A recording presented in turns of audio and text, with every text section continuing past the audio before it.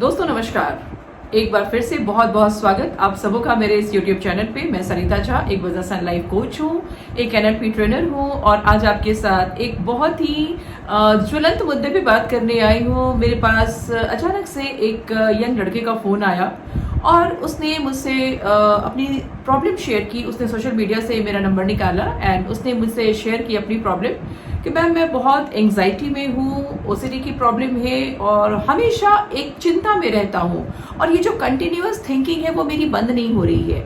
और उसने मुझे ये भी बताया कि जब मैंने डॉक्टर से बात की तो उनकी फीस इतनी थी कि मैं फिर आगे ट्रीटमेंट के लिए जा नहीं सका।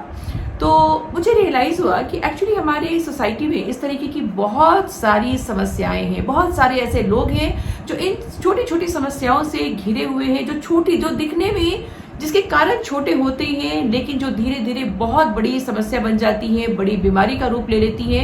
इनफैक्ट मैं ये कह सकती हूँ कि धीरे धीरे बच्चों का भविष्य खतरे में आ जाता है, उनको दूर दूर तक कुछ दिखाई नहीं देता और ऐसे में एक सुनहरा भविष्य कहीं ना कहीं ये बच्चे खो देते हैं। वो बच्चे हो सकते हैं, यंग हो सकते हैं, बूढ़े हो सकते हैं, कोई भी हो सकता है। सो दोस्तों आज मैं बातें करने जा रही हूँ जनरलाइज एंग्जाइटी। ये जनरलाइज एंग्जाइटी क्या है? जनरलाइज एंग्जाइटी डिसऑर्डर हुआ वो एंग्जाइटी जो हमेशा बनी रहती है। आपने देखा होगा कि बहुत सारे लोगों को हमेशा चिंता बनी रहती है। वो जब घर में होते हैं तो उन्हें बाहर की चिंता होती है। कोई अगर घर से बाहर गया तो उनके दिमाग में हमेशा घूमता रहता है कि कहीं कुछ हो ना जाए, कहीं एक्सीडेंट ना हो जाए। कभी अगर उनका कोई प्रेजेंटेशन है तो उन्हें लगेगा कि कहीं मुझसे कोई गलती ना हो जाए, कहीं मेरा बॉस मुझे डांट तो नहीं देगा, कहीं चीजें खराब तो नहीं हो जाएंगी। कोई गेस्ट अगर घर पे आने वाला है तो भी वैसे लोगों के दिमाग में एक टेंशन बनी रहती है कि पता नहीं सब ठीक तो रहेगा, खाना अच्छा तो बनेगा, कुछ गड़बड़ तो नहीं होगी। यानी कि हमेशा एक चिंता उनके दिमाग में बनी रहती है। एक्सेसिव थिंकिंग प्रोसेस उनके दिमाग में चलता रहता है। बेसिकली हर छोटी छोटी बात पे ये परेशान हो जाते हैं और अत्यधिक चिंता करने की इनकी टेंडेंसी होती है और इसे ही हम कहते हैं जनरलाइज एंग्जाइटी। ये लोग हमेशा घबराए हुए रहते हैं।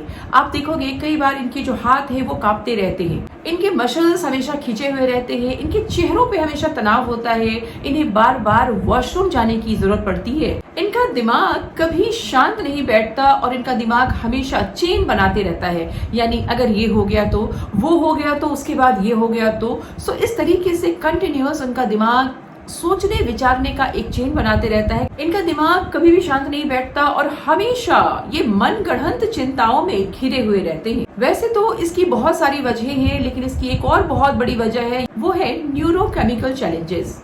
आपके ब्रेन में एक केमिकल पाया जाता है जिसे कहते हैं सेरोटोनिन और आपके ब्रेन में जब वो केमिकल हैप्पीनेस का ये केमिकल होता है और जब वो बनना बंद हो जाता है तो भी आप एंग्जाइटी और डिप्रेशन के शिकार हो जाते हैं। ये जो एंग्जाइटी होती है धीरे धीरे आगे जाके डिप्रेशन का रूप ले लेती है और कई होनहार बच्चों के भविष्य को खराब कर देती है। कई बहुत टैलेंटेड लोगों के लाइफ को ये कंप्लीटली खत्म कर देती है। सो दोस्तों ये एंग्जाइटी से कैसे बाहर निकले? दोस्तों एंग्जाइटी के कारणों में देखा जाए तो कई बार ये जेनेटिक भी होता है। कई बार आपके फैमिली में दादा दादी, नाना नानी, माँ पापा कोई भी ऐसा होता है जिनको बहुत ज्यादा सोचने की आदत होती है, तो कई बार आप उन चीजों को भी अडॉप्ट कर लेते हैं। यानी कि एनवायरनमेंट से भी ये चीजें काफी बढ़ती हैं। लेकिन सवाल उठता है कि आखिर इनसे डील कैसे किया जाए। देखा जाए तो ये कोई समस्या नहीं है लेकिन एक बहुत छोटी सी समस्या है जिसको लेकर के एक इंसान की पूरी जिंदगी खराब हो जाती है और जिसे देखो आए दिन वो कहता रहता है मुझे डिप्रेशन हो रहा है। छोटे छोटे बच्चे आज की डेट में डिप्रेशन का शिकार हो रहे हैं। इनफैक्ट वो शिकार नहीं हो रहे हैं, वो एक एनवायरमेंटल इफेक्ट उनको होता है। वो आए दिन सुनते रहते हैं डिप्रेशन, एंग्जाइटी, तो यही वर्ड्स वो यूज करना शुरू करते हैं और कहीं ना कहीं इन चीजों को अडॉप्ट करना भी शुरू कर देते हैं। सो दोस्तों बेसिकली ये सारी चीजें जो हैं वो कहीं ना कहीं आपकी लाइफस्टाइल की वजह से भी होती है। सो मैं हमेशा मानती हूँ कि अगर किसी को भी डिप्रेशन है या एंग्जाइटी की समस्या है तो उसकी एक बहुत बड़ी वजह जो मुझे दिखती है वो ये है कि कई लोगों को ना बहुत दूर दूर तक अपना फ्यूचर नजर नहीं आता। उन्हें ये समझ नहीं आता कि उन्हें आगे जाना कहाँ है, उनको लाइफ में आगे करना क्या है। और जब आपको अपना फ्यूचर ना दिखे, आपको बिल्कुल अंधकार दिखे, आप बहुत टैलेंटेड है, लेकिन अगर आपको फ्यूचर नजर नहीं आ रहा है, अगर आप बहुत ज्यादा स्ट्रेस में आ रहे हैं चीजों को लेके, कॉम्पिटिशन्स को लेके आप बहुत ज्यादा स्ट्रेस में आ जाते हैं, तो ये कुछ खास वजहें हैं जिसकी वजह से ये एंजाइटी डिप्रेशन और भी ज्यादा बढ़ता है। दिस इज वेरी इंपॉर्टेंट कि जब भी किसी को एंजाइटी हो, डिप्रेशन हो, तो सबसे पहला काम कीजिए कि उन्हें उनके कोप भवन, यानी कि वैसे लोगों को आप देखोगे कि वो हमेशा अंधेरे में रहना चाहेंगे, वो अकेले रहना चाहते हैं, वो एकांत पाना चाहते हैं, उनका कमरा हमेशा अंधेरा रहेगा। तो ऐसे में सबसे पहला काम हमें ये करना चाहिए कि उन्हें उस अंधेरे कमरे से हम बाहर निकालें, उनका कनेक्शन रोशनी के साथ करें, उनको बाहर निकालिए, सूरज की रोशनी के साथ उनका कनेक्शन बनाइए। दूसरी चीज है कि घर से ज्यादा बाहर समय बिताएं, दोस्तों से मिले, रिश्तेदारों से मिले। तीसरी चीज है योगा या एक्सरसाइज।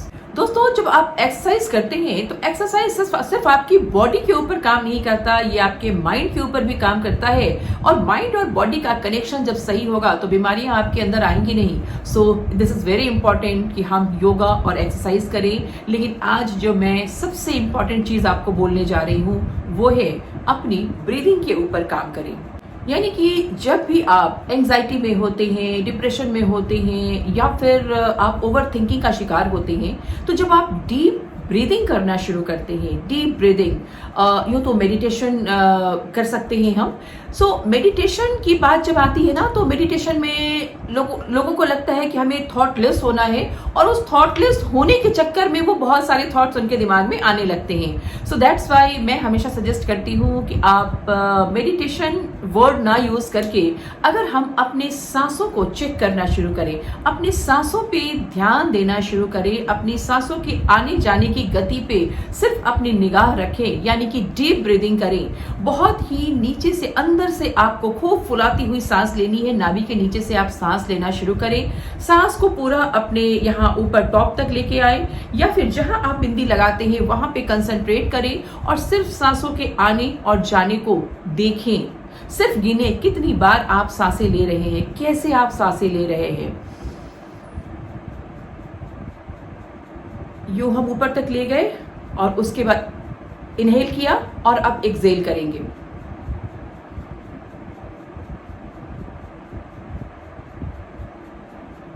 बहुत डीप तक जाकर के आपको अपनी सांसों को एक्सहेल करना है। तो जब सांसों को के इनहेल और एक्सहेल पे आपका ध्यान रहता है, आपका नियंत्रण रहता है, तो आप देखेंगे कि जो अननेसेसरी के थॉट्स आपके पास आते हैं ना, उन थॉट्स को ये डीप ब्रीदिंग रोक देती है।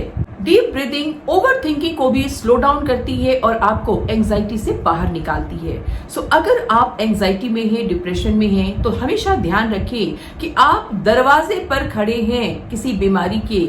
यूं कह ले कि आपके दरवाजे पे कोई बीमारी खड़ी है। सो डीप ब्रीदिंग के साथ आप एंजाइटी से बाहर आ सकते हैं। सो डीप ब्रीदिंग करना शुरू करें। डीप ब्रीदिंग से बेहतरीन कोई एक्सरसाइज नहीं है जो आपको एंजाइटी से बाहर निकाल सके। सो सबसे ज्यादा जरूरी है कि एकांत में बैठें, डीप ब्रीदिंग करें, देन सूरज की रोशनी में रहे, बहुत देर तक कनेक्शन बनाएं अपना सूरज के साथ। इनफैक्ट मैं कहती हूँ कि सन गेजिंग करें, यानी कि सुबह जो उगता हुआ सूरज होता है ना, उसकी आंखों में आंखें डाल करके उससे बातें करें, सूरज से उनकी आभा लें और एक्सरसाइज कर लें। लोगों से मिलना जुलना शुरू करें। खाने में कोशिश करें कि खूब सारे फ्रूट्स लें और ग्रीन वेजिटेबल्स लें। दोस्तों, ये बहुत छोटे छोटे से उपाय आपको आपकी बहुत ही कीमती जिंदगी को खराब होने से बचा सकते हैं, आपके बहुत ही उज्जवल भविष्य को खराब होने से बचा सकते हैं, और हम और आप जैसे लोग कई सारी जिंदगियों को बचा सकते हैं। सो डीप ब्रीदिंग एक ऐसी टेक्निक है जिसके थ्रू हम एंजाइटी एंड डिप्रेशन जैसी बीमारी से बहुत आसानी से बाहर आ सकते हैं। सो दोस्तों, आई होप ये वीडियो आपको अच्छा लगा होगा। अगर आपको ये अच्छा लगा तो जरूर अपने फ्रेंड्स के साथ इसे शेयर करें, क्योंकि मैं मानती हूँ कि कोई भी समाज बेहतर तब तक नहीं हो सकता जब तक कि हम सबों का सहयोग एक दूसरे की मदद करने की ना हो। सो चलिए शुरू करते हैं एक मुहिम जहाँ पे हम एक दूसरे की मदद करें, समाज को बेहतर बनाएं, बहुत सारी जिंदगियों को बचाएं और इस सुंदर मिले हुए जीवन को उपयोगी बनाएं। सो इसी के साथ कि एक सुंदर भविष्य हम सबों का इंतजार कर रहा है। आपका जीवन सुखमय हो, आपके बच्चे खिलखिलाएं, आपका जीवन बहुत ही आनंद में रहे, इसी उम्मीद के साथ आप सबों का धन्यवाद। और अगर आप मेरे इस चैनल पे नए हैं तो मेरे इस चैनल को लाइक सब्सक्राइब करें, शेयर करना ना भूलें एंड बेल आइकन दबाना ना भूलें, क्योंकि जैसे ही आप बेल आइकन को दबाएंगे तो मेरी जितनी भी वीडियोस हैं उनके नोटिफिकेशंस आपको मिलते रहेंगे। So thank you so much.